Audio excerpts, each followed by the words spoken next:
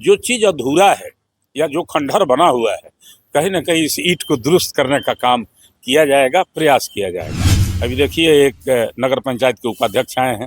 अभी हम नगर पंचायत के एक पदाधिकारी को टेलीफोन किया तो उन्होंने कहा कि शायद यही इसका मरम्मत करा रहे थे या व्यवस्था कर रहे थे। तो हमने कहा कि इसको जरा सा अभी कार्यक्रम के पहले इसका कुछ करवाओ। बहुत बहुत ठेकेदारी हुआ है। मैं आपको बता दूं कि इसी स्टेडियम के सामने यहाँ के जो वार्ड प्रतिनिधि हैं सुमन कुमार सेनानी, उनको भी हम बुलाकर पूछे थे कि भाई आइए सुमन जी, इधर आइए इधर देखिए, जरा दिखाइए।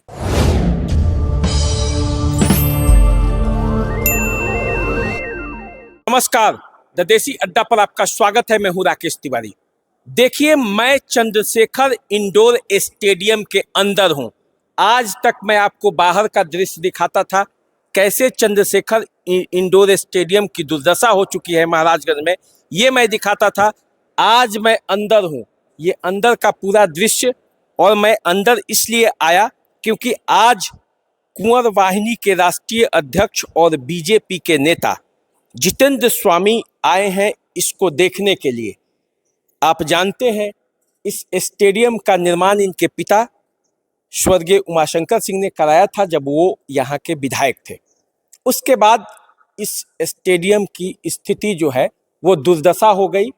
चंद्रशेखर जो कि भारत के प्रधानमंत्री थे, उनके नाम पर ये स्टेडियम बना था। और अब चूंकि महाराजगंज में चंद्रशेखर अमृत महोत्सव फिर से होने वाला है, और इसलिए जितेंद्र स्वामी जी घूम घूम कर देख रहे हैं कि महाराजगंज में कौन सा जगह है जहां पे ये आयोजन कराया जाए। उसी संदर्भ में संभवतः यहाँ आए हैं और सुबह के 6 बजे पहुंचे हैं। देखिए, ये सब जो युवा खिलाड़ी हैं ये यहाँ पे खेल रहे हैं बैडमिंटन, और ये लोग हैं स्वामी जी के साथ। जानेंगे आज कि यहाँ पे क्यों आए हैं। सबसे पहले सुबह 6 बजे, जब लोग सो भी रहा है, कई नौजवान तो खेल रहे हैं, लेकिन बहुत लोग लेट तक आज सोता है। आप 6 बजे जग गए हैं। संजोग से आज ये मिडिल स्कूल का बोर्ड मिडिल स्कूल है, बड़ी पुराना विद्यालय है। प्रधानाचार्य भी यहाँ मौजूद हैं। चूँकि आज मॉर्निंग विद्यालय शुरू हुआ, आए तो देखे कि यहाँ युवा साथी जो हैं जो बैडमिंटन खेल रहे हैं। कई कोर्ट बनाने की बात हुई थी, आपने ठीक ही कहा। 2003 में देश के महामहिम उपराष्ट्रपति भैरू सिंह शेखावत जी आए थे चंद्रशेखर इंडोर स्टेडियम का शिलान्यास करने। आज इंडोर स्टेडियम की स्थिति आप देख रहे हैं, काफ़ी वर्ष पीछा नेव तो काफ़ी मजबूत हुआ, लेकिन हम नहीं रहे किन्हीं कारणों से कहीं कहीं उलझन में चले गए, तो जो सपना था वो अधूरा रह गया, बना नहीं। अब देखिए फिर आगे क्या होता है। इधर 17 तारीख आपसे कि चलते हुए हम लोग थोड़ा बाहर निकले 17 तारीख देखते भी रहेंगे। आइए आप। 17 तारीख को चंद्रशेखर जी की जयंती मनाई जाती है पूरे देश में जी। और उसमें चंद्रशेखर अमृत महोत्सव नाम दिया गया था, और चंद्रशेखर अमृत महोत्सव मनाया गया महाराजगंज की धरती पर। भैरू सिंह शेखावत जितना दिन तक जिंदा थे इस आपके आयोजन को याद करते रहे। इस बार चूंकि 1927 में जन्म हुआ था चंद्रशेखर जी का, और 2027 अगले साल होने जा रहा है, यह 2026 है। फिर महाराजगंज के नौजवानों ने, महाराजगंज के बुद्धिजीवियों ने फिर एक निर्णय लिया है कि महाराजगंज से ही क्यों न शुभारंभ किया जाए, और चंद्रशेखर जन्म शताब्दी समारोह का शुभारंभ महाराजगंज के धरती से शुभारंभ किया जाए। इस 17 अप्रैल को फिर चंद्रशेखर जन्म शताब्दी समारोह मनाने का कार्यक्रम रखा गया है। और हुआ कि स्थल जो है, कई स्थल का कार्यक्रम आया, लेकिन अंत में सब लोगों के मन में फिर बात आई कि क्यों नहीं चंद्रशेखर इंडोर स्टेडियम में ही यह कार्यक्रम रखा जाए। तो 17 तारीख को हमें लगा कि अब यहीं से प्रारंभ होगा, यहीं से शुभारंभ होगा, और देश के कोने कोने में चंद्रशेखर जन्म शताब्दी समारोह मनाया जाएगा, और 17 अप्रैल 2027 को समापन होगा। महाराजगंज के लोग तय करेंगे महाराजगंज में हो, पटना में हो या दिल्ली में हो। और हमें लगता है कि समापन पर देश के फिर कोई ना कोई नामचीन व्यक्ति पहुंच करके उस कार्यक्रम देखिए, को ये ऐलान तो आप कल कर चुके हैं, सब जगह खबर जी। भी आ रहा है, और कल जब से ये ऐलान हुआ है तब से लोगों में खलबली है जानने का। कल ऐलान किए, आज सुबह 6 बजे इस इंडोर स्टेडियम जो कि चंद्रशेखर जी के नाम पर ही है महाराजगंज में, उसका आप भ्रमण कर रहे हैं। आपने देखा होगा, मैंने भी कई खबर बनाया है, और 2000 के बाद जब जीते थे उमाशंकर बाबू, तो उन्होंने बनाया था, उनका एक सपना था कि इंडोर स्टेडियम हो, लेकिन उसकी जो दुर्दशा है वो आप देख रहे हैं। मैं एक बार जब आया तो बाउंड्री को पार करके इसमें घुसा था, क्योंकि ताला बंद था। अंदर जब गया, बाहर उस साइड में आप जाइएगा तो देखिएगा तो रहने लायक स्थिति, उधर चलने लायक भी स्थिति नहीं है।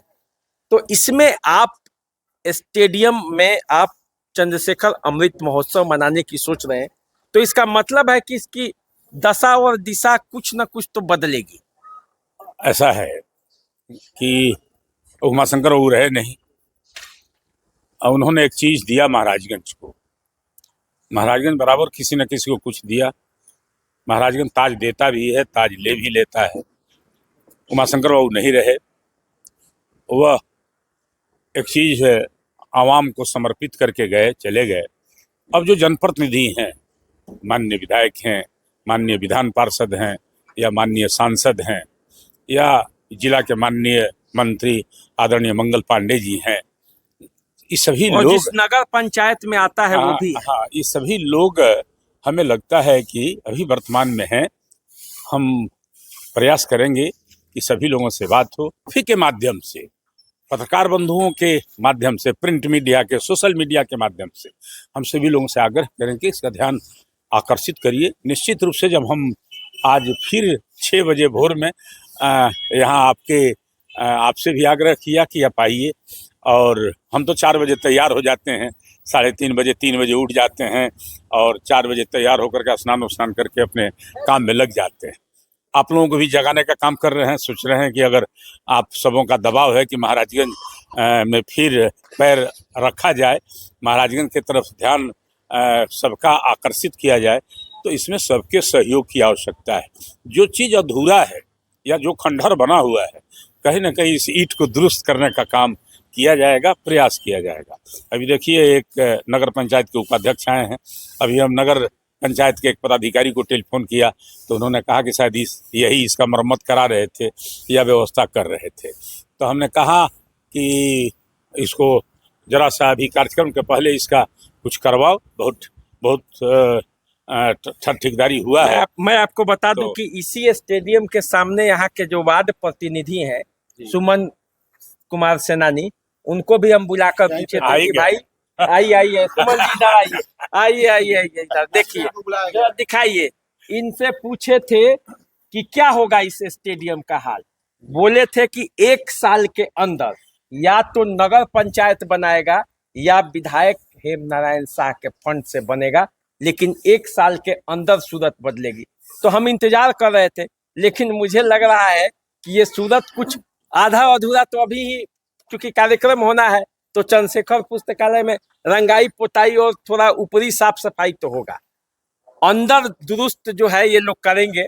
और आप जब हैं, जब आप लग जाएंगे। हम लोग अथक प्रयास किए। हाँ। इसका लगभग 45 लाख रुपए के आसपास एस्टिमेट तैयार कराया गया था। बहुत प्रयास किया गया, मतलब अनेकों बार, जो नहीं कहना चाहिए, इन्हें अनैतिक तरीके से कुछ जेई को सहयोग भी दिया, मुझे छिपा करके कि भाई इनको मालूम चले तो मना कर देंगे ये। लेकिन कौन आदमी है, कौन सा आत्मा है किसको नहीं चाहता है? नगर पंचायत का कौन सा व्यक्ति है किसका जीर्णोद्धार नहीं चाहता है? जो अनावश्यक रोड था, अनावश्यक जो और भी चीजें, वस्तुएं जो हैं, जो नहीं लगना चाहिए, जो नहीं करना चाहिए, उस पर ध्यान था। इस पे ध्यान, चूंकि ये आम जनमानस के लिए है, महाराजन का भविष्य है, ये एकमात्र खेल संस्थान है यहाँ पे इंडोर स्टेडियम, बाकी कोई जगह नहीं है। तो देखिए, तो हमको लग रहा है कि सुमन जी सो के अभी आए हैं, और जग के स्वामी जी जगे हुए हैं। तो आप लोग भी कब जगिएगा? मेरा सुमन जी के पिताजी रामराज जी और इनके बड़े भाई हम लोगों के सर्किल में थे, ये भी अभी छोटे थे, और इन्हीं लोगों के, सब लोगों के आग्रह पर इतना कठोर निर्णय उमाशंकर बाबू को कम पैसा मिलता था, उसी समय पैसा मिलने की बात हुई, करोड़ों रुपया इस शहर में खर्च किया गया।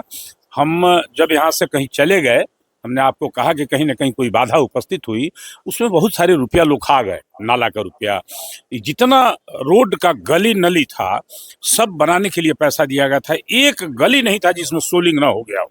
पानी टंकी बना था, या माता अनारकली अस्पताल भवन बना था, ये बना था, और कई प्रपोजल थे इन्हीं लोगों के आग्रह पर।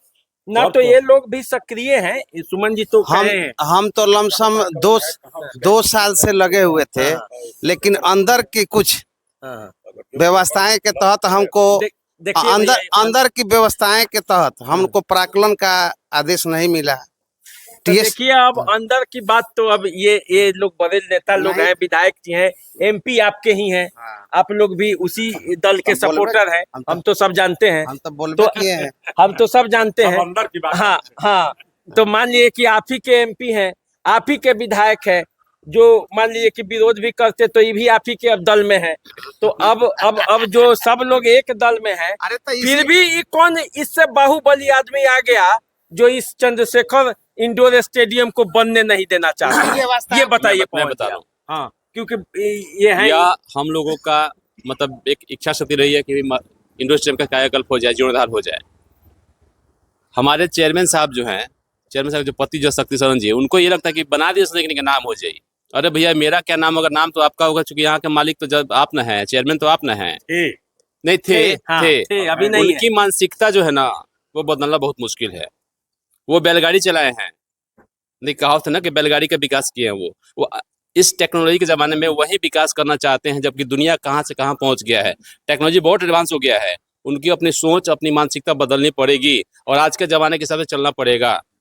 तो चलिए, माने आप लोगों के आपसी खींचातानी में चंद्रशेखर इंडोर स्टेडियम का ये हाल हुआ है। नहीं, उनकी सोच ही नहीं है खेल के प्रति, खेल को बढ़ावा मिले ऐसी उनकी सोच नहीं रही है। तो चलिए, अब तो जिनके अब पिताजी ने बनाया था, जिन्होंने इसके नींव रखवाने में अपनी प्रमुख भूमिका अदा की थी, वो भी हैं। तो आप भी, हम चूंकि इस मुद्दा को उठाते रहे हैं और जब तक नहीं बनेगा, हम सब लोगों के साथ सामने कर रहे हैं, जब तक नहीं बनेगा हम इस पर मुद्दा को उठाते रहेंगे, हर महीने कुछ ना कुछ कहते रहेंगे। तो क्या होगा? अभी जैसे सुमन जी ने कहा या पवन जी ने कहा, हम इसको अभी कहे हैं कि जो पेपर प्रोसेस हुआ है, जो आपने बोर्ड में निर्णय लिया है, और जो प्राक्कलन अगर बना या आदेश हुआ, जो भी उससे संबंधित पत्र है, उसको आप मुझे दीजिए, पहले हमें उपलब्ध करवाइए। भागते बहुत हैं पवन जी, एक दूसरे पर दोषारोपण करते हैं, इनसे पेपर मांगे। 2 बार उसको अध्यक्ष बनाए हम, जिसकी नाम रख रहे हैं शक्ति शरण की पत्नी शारदा जिनको देवी। भी माने शारदा एक देवी। बार बहुत उसकी पत्नी भी आग्रह की, तब भी उसको नहीं बनाए। हम कहा कि तब तुम भी नहीं बनेगी, दूसरे का निर्णय हो जाए, तब उसको दोबारा बनाया गया। अब उसका क्या सोच है, नहीं सोच है, हम तो नहीं जानते, लेकिन 2 बार यह मौका उसको मिला। अब अभी बता रहे हैं उसका इस तरह का सोच है, हमें नहीं पता कि क्या किया नहीं किया, लेकिन बहुत सारी फाइलें जो है गुम है, और ये लोग कभी न कभी फिर अलग होते हैं, फिर एक जगह होते हैं। हमने कहा कि आप पेपर उपलब्ध कराइए, इतना पेपर से हर पीरियड का, पूर्व के पीरियड का भी, वर्तमान पीरियड का भी।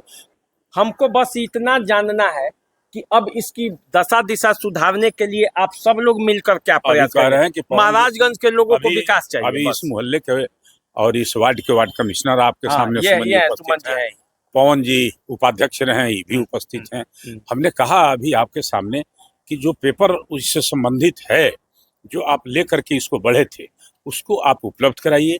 हम प्रयास करेंगे कि जिला पदाधिकारी से और यहाँ के जो जनप्रतिनिधि अभी वर्तमान में हैं, उन लोगों से बात करें, और सरकार के जो लोग मुखिया हैं या आगे मुखिया बनने वाले हैं, उनके समक्ष यह रख करके हम प्रयास करें कि इसका निश्चित रूप से जीर्णोद्धार हो, निश्चित रूप से इसमें कोई ना कोई बात बढ़े। इसीलिए 17 तारीख को, जो 17 अप्रैल आने वाला समय कम समय है, उस दिन चंद्रशेखर जन शताब्दी समारोह रखा गया।